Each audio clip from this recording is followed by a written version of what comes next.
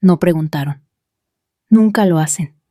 Simplemente deciden y esperan que yo absorba las consecuencias con una sonrisa y un asentimiento, como siempre lo he hecho.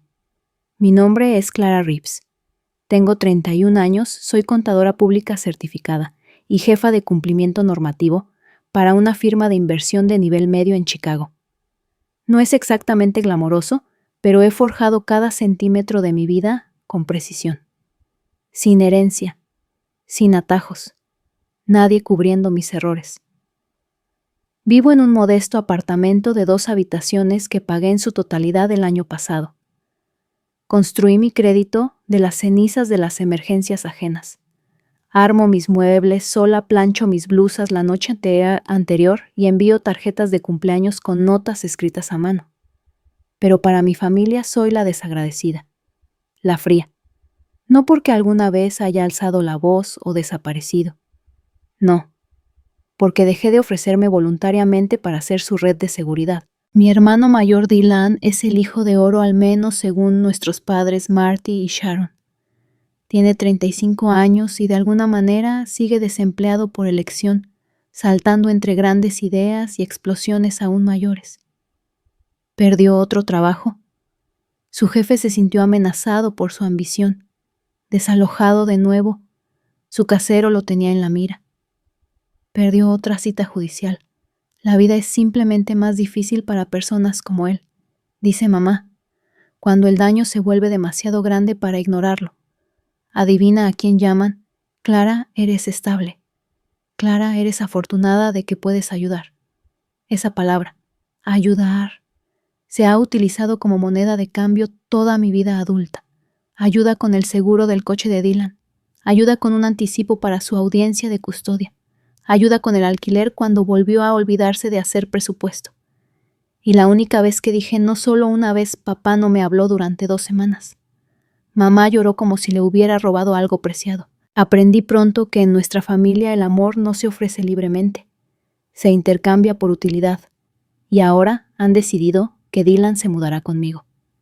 No fue una solicitud. Solo un anuncio en el brunch dominical entregado entre sorbos de mimosa como si fuera un favor casual. Sonreí. Asentí. Pero por dentro, algo frío y deliberado encajó en su lugar.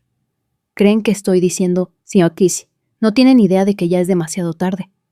El brunch dominical siempre había sido una actuación en mi familia. Waffles que nadie comía cumplidos, que nadie sentía sonrisas tan forzadas que se oía la tensión en ellas. Esa mañana el aire vibraba con algo artificial. Mi madre estaba demasiado alegre, mi padre demasiado callado y Dylan...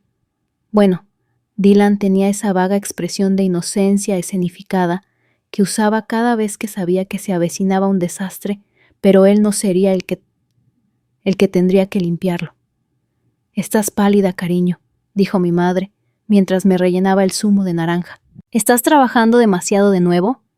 No me molesté en responder. A ella no le importaba el trabajo solo si yo seguía siendo lo suficientemente confiable como para cargar con su peso. Terminamos la mayor parte de la comida en ese ritmo practicado de evasión, y luego, como era de esperar, la trampa se activó. Clara, comenzó mamá con su característica falsa, dulzura, todos hemos estado hablando, y como Dylan ha tenido un pequeño bache, aquí viene.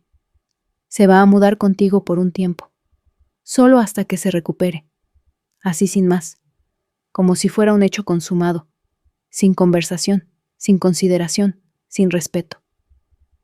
Miré a Dylan al otro lado de la mesa. Ni siquiera se molestó en fingir sorpresa. Sus labios se curvaron en algo petulante, como si hubiera ganado una apuesta que no merecía haber hecho. «Creo que le vendrá bien», añadió papá, apenas levantando la vista de su plato. «Tienes espacio, ¿verdad?» Claro que tenía espacio.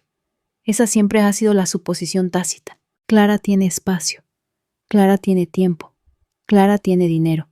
Clara hace que las cosas funcionen. Siempre lo ha hecho. Sorbió mi café lentamente ocultando el tic en mi mandíbula. Si ayuda a Dylan, no veo por qué, no dije con calma. Mi madre sonrió radiante. Mi padre exhaló como si acabara de evitar un conflicto. Dylan se recostó victorioso. Ninguno de ellos notó el brillo detrás de mis ojos. Ninguno hizo la pregunta más obvia. Seguía viviendo en el mismo apartamento. No tenía ni idea de que ya me había mudado semanas atrás. Vendí el condominio. Transferí la escritura. Cerré la puerta a esa versión de mi vida.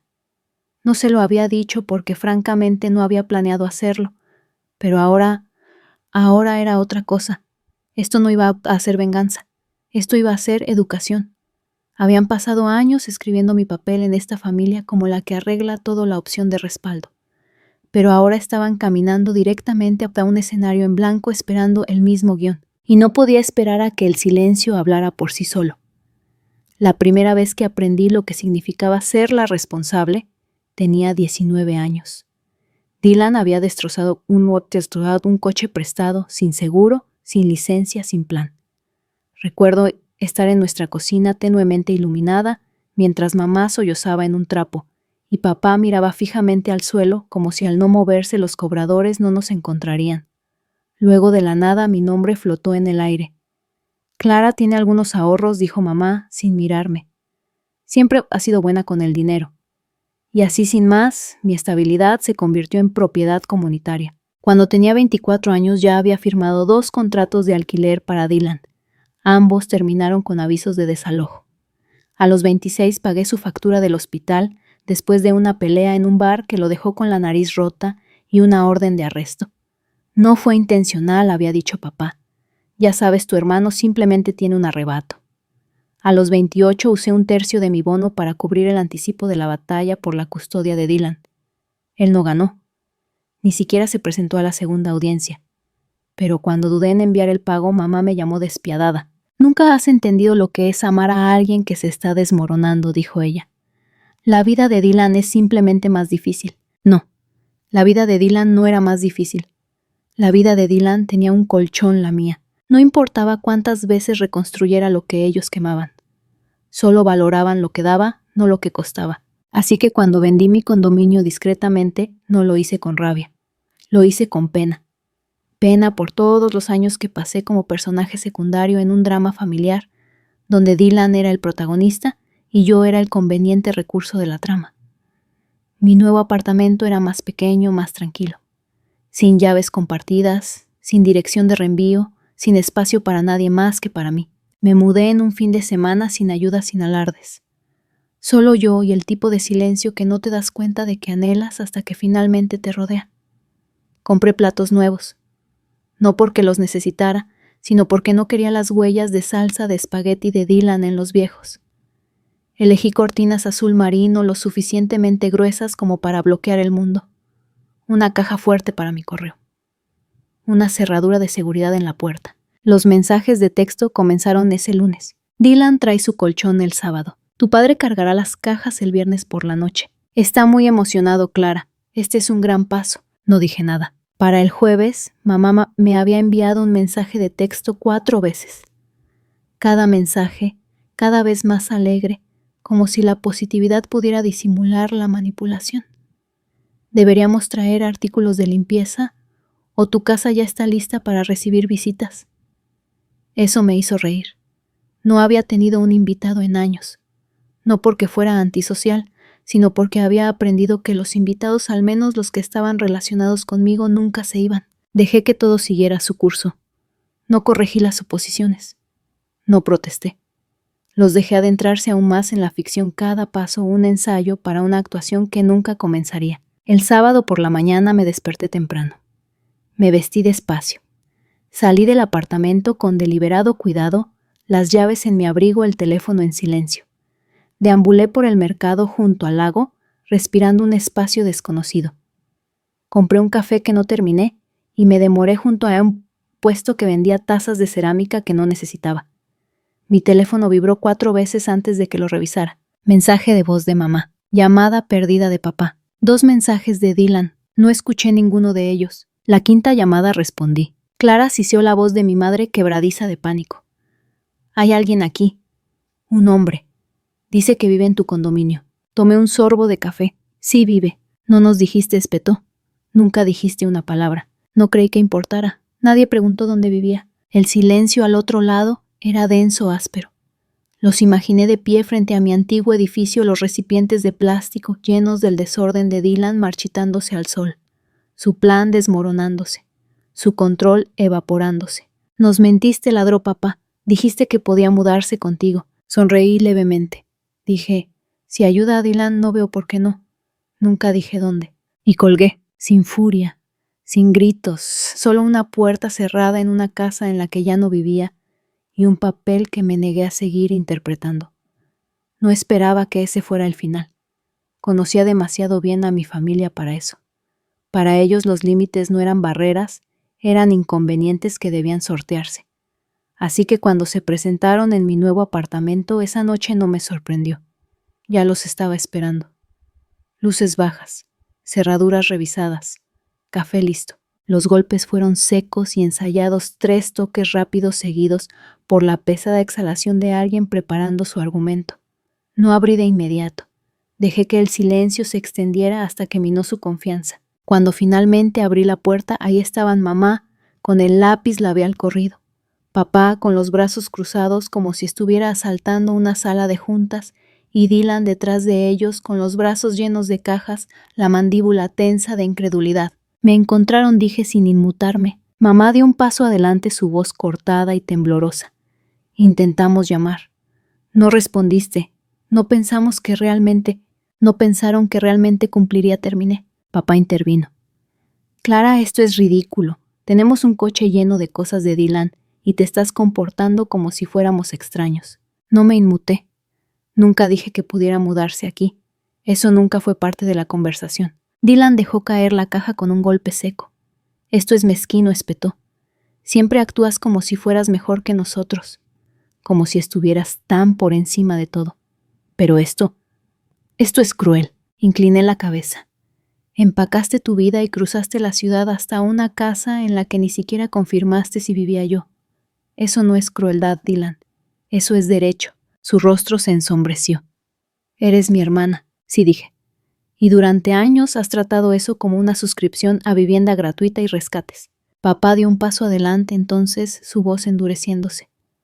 Basta. Le debes esto a tu hermano. Hemos aguantado mucho de ti, Clara. Y ahí estaba esa palabra de nuevo. Debes. No les debía mi espacio, mi sueldo ni mi paz mental. Pero ellos nunca lo vieron así. Vieron un recurso, una garantía, un plan de respaldo. Así que cogí mi teléfono. ¿Qué estás haciendo?, preguntó mamá entrecerrando los ojos. No respondí, marqué. 900 Bayón, ¿cuál es su emergencia? Mantuve la voz serena. Tengo familiares en mi puerta que no fueron invitados y se niegan a irse. No están en el contrato de arrendamiento. Me gustaría denunciar allanamiento de morada. Mamá palideció. Papá balbuceó. A Dylan se le cayó la mandíbula como si lo hubiera abofeteado. Estás llamando a la policía. A tu propia familia, susurró mamá. Les pedí que se fueran, respondí. No lo hicieron. La operadora me pidió mi dirección. Se la di. La voz de Dylan se quebró. Esto va a arruinarlo todo. La gente hablará. ¿Qué pensarán? Lo miré con calma. Pensarán que finalmente dejé de abrir la puerta. 10 minutos después, una patrulla de policía se detuvo. Una joven oficial salió serena y firme. Buenas noches, dijo. Recibimos una llamada. Fui yo, dije. Se giró hacia mis padres. Señora, señor, voy a tener que pedirles que abandonen las instalaciones. Pero es nuestra hija, protestó papá. La oficial asintió. Y esta es su casa, a la cual no tienen derecho a entrar sin permiso. Se fueron eventualmente, lentamente, con miradas de insulto y cajas aún en el maletero. Pero se fueron. Cerré la puerta suavemente detrás de ellos y por primera vez en años exhalé, sin prepararme para el impacto. Por la mañana mi teléfono era un campo minado, 12 llamadas perdidas, 5 de mamá, 2 de números que no reconocí y una de Dylan que borré sin escuchar. El resto eran mensajes de texto, cada uno más desesperado, más acusatorio que el anterior. ¿Por qué le harías esto a tu propio hermano? Tu madre está destrozada. Dylan está durmiendo en su coche. ¿Es esto realmente lo que querías? No respondí. Ya no les debía claridad. Pero no habían terminado. Debería haber sabido que escalarían. A las 9:17 a.m. lo vi. Una publicación de Facebook de mi madre. Pública. 3 párrafos de largo escritos con la precisión emocional de alguien que redacta una elegía para una hija que murió de crueldad. Criamos a nuestros 2 hijos para que se amaran, comenzó, pero a veces el éxito cambia a las personas. Nuestro hijo mayor siempre ha tenido dificultades, pero nuestra hija menor, tan talentosa, tan afortunada, ha olvidado el significado de la familia. Tenemos el corazón roto. Dylan no merecía esto. Ninguno de nosotros. Debajo de la publicación había una foto de Dylan cuando era niño abrazando un oso de peluche. Cientos de me gusta, docenas de comentarios. Gente con la que no había hablado desde la secundaria, antiguos vecinos primos lejanos. Todos opinando. Increíble. ¿Cómo pudo ella? El dinero vuelve a la gente fría. Rezando por tu familia. Me senté allí un rato, mirando la pantalla, dejando que el peso se asentara. Esto no era nuevo. Llevaban años reescribiendo la narrativa. Esta era solo la primera vez que lo convertían en una actuación pública. Pensé en ignorarlo, en superarlo, en guardar silencio. En cambio, abrí la galería de mi teléfono. Primero una captura de pantalla de la transferencia bancaria de $3,000 para cubrir la hipoteca de papá, después de que perdió su trabajo, seguida del mensaje de texto grupal, donde nadie siquiera respondió gracias. Luego una foto del contrato de arrendamiento que firmé para el segundo apartamento de Dylan, el que abandonó después de 4 meses dejándome con cargos por demora y una puntuación crediticia dañada. Luego la factura del abogado de defensa por conducir ebrio. $1,800. Pagados en su totalidad. Mi nombre, no el suyo. Finalmente el mensaje de texto de Dylan, de 2 años de antigüedad, con sello de tiempo 2:13 a.m., donde me llamó un robot sin corazón porque no lo dejaba quedarse en mi sofá un fin de semana. Compilé todo en un solo hilo, sin hashtags, sin emojis, solo la evidencia. Luego agregué una línea final. No abandoné a mi familia. Dejé de ofrecerme voluntariamente para la deuda emocional. Lo publiqué. Bloqueé mi teléfono. Caminé hasta la ventana. No se trataba de reivindicación. Se trataba de la verdad. Habría consecuencias, lo sabía. Lo tergiversarían de nuevo, me llamarían mezquina, amargada, dramática. Dirían que lavé la ropa sucia en público. Pero por una vez, la carga no era mía. Ellos podían lidiar con su reflejo. Yo había terminado de cargarlo.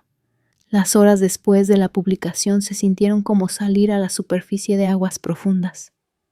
El ruido seguía ahí, hilos de comentarios, republicaciones indirectas de parientes a los que no había visto desde la infancia, pero nada de eso me afectó.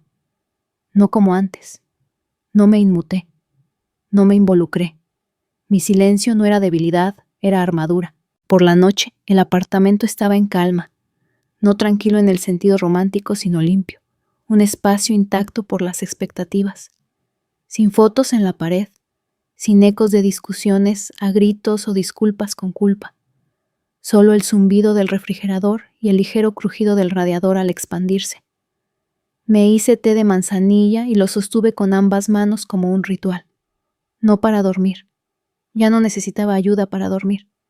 Era un recordatorio de que había elegido algo mejor. Los mensajes de texto comenzaron de nuevo justo antes de la medianoche. Mamá, pudiste habernos dicho que estabas sufriendo. Dylan, nos avergonzaste. Públicamente. Eso fue bajo incluso para ti. Papá, tu madre ha estado llorando todo el día. Espero que estés feliz. Feliz no.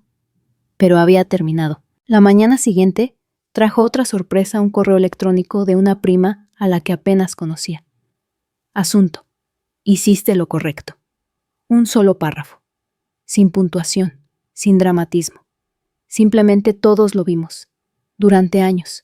Ninguno de nosotros tuvo el valor. Gracias por detenerlo finalmente. Lo miré más tiempo de lo que esperaba.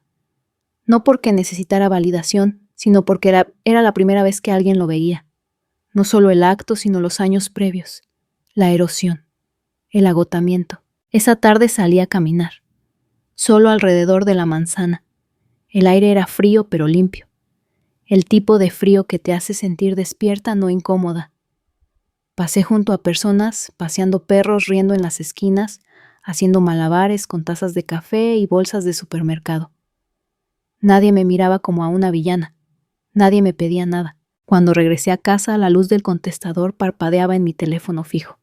Era mamá. Su voz era más pequeña ahora. Solo Supongo que no me di cuenta de lo lejos que habían llegado las cosas.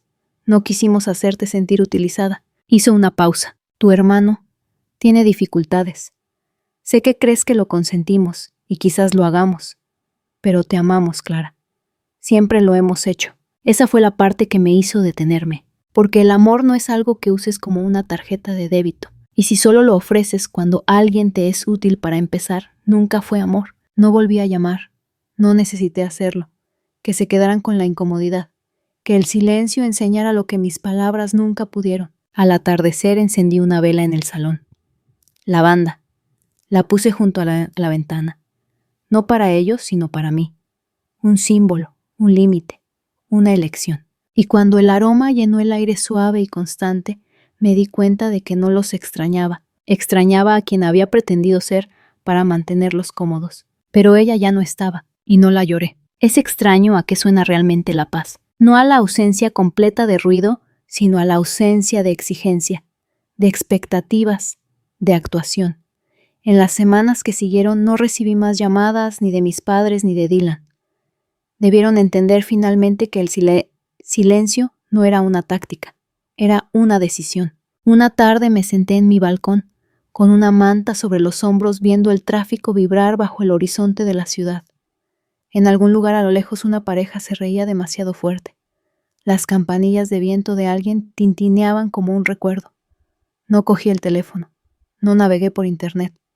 Simplemente estaba. Dentro del apartamento había empezado a tomar forma, no con muebles heredados o baratijas regaladas por culpa, sino con piezas que se sentían como yo. Una estantería de segunda mano, un cuadro de una costa comprado en una tienda de caridad, una alfombra que elegí porque el patrón me recordaba al coral. Nada caro, pero todo elegido. Finalmente, yo era la que elegía. A veces pensaba en Dylan, no con ira, ni siquiera con lástima, solo con claridad. Una persona a la que se le habían dado 100 oportunidades y que nunca consideró la mano que sangró para dárselas. Y mis padres no los odiaba. Simplemente dejé de construir mi vida alrededor de su aprobación. La deuda emocional había sido cancelada, no perdonada, simplemente cerrada. La gente sigue hablando, estoy segura. Algún primo murmurando en una reunión. Un vecino especulando en la iglesia. La hija que llamó a la policía a su propia familia. Pero ahora duermo tranquila. No porque la historia haya sido reescrita, sino porque ya no me importa quién sostiene la pluma. Esto no fue venganza, fue un ajuste de cuentas. No ruidoso, no cruel, simplemente final. Y eso, más que cualquier confrontación dramática, fue la parte más satisfactoria. No todo acto de fuerza es ruidoso. A veces lo más poderoso que puedes hacer es marcharte sin cerrar la puerta de golpe, simplemente cerrándola suavemente y echando la llave detrás de ti. Durante años, Clara Reeves vivió como la confiable, la solucionadora de problemas, el andamiaje emocional que sostenía a una familia que nunca se detuvo a preguntar si estaba cansada. Su amabilidad fue confundida con obligación, su silencio con consentimiento y sus límites ignorados. Pero algo cambia cuando te das cuenta de que el amor sin respeto no es amor en absoluto, es una ventaja. Esta historia no trata de venganza, trata de revelación, de lo que sucede cuando alguien finalmente se elige a sí mismo por encima de la actuación de lealtad. Clara no explotó, no peleó, no rogó que la vieran. Simplemente se salió del cuadro, y al hacerlo expuso todo el retrato que su familia había pintado sin su consentimiento. Hay una satisfacción tranquila en elegir la paz sobre el permiso, en dejar de ser el bote salvavidas designado para personas que nunca aprendieron a nadar. Clara no necesitaba ser aplaudida, necesitaba ser libre, y quizás esa sea la parte más difícil de aceptar para cualquiera en una dinámica tóxica, que la curación no siempre viene con una reunión familiar, una disculpa llorosa o un final cinematográfico.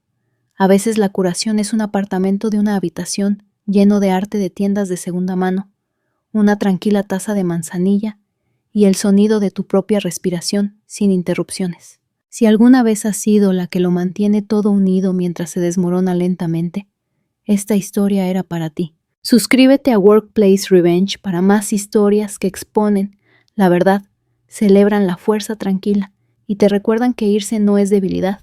A veces es el comienzo de todo. Haz clic en el botón de suscripción ahora porque la justicia no siempre grita. A veces susurra y gana.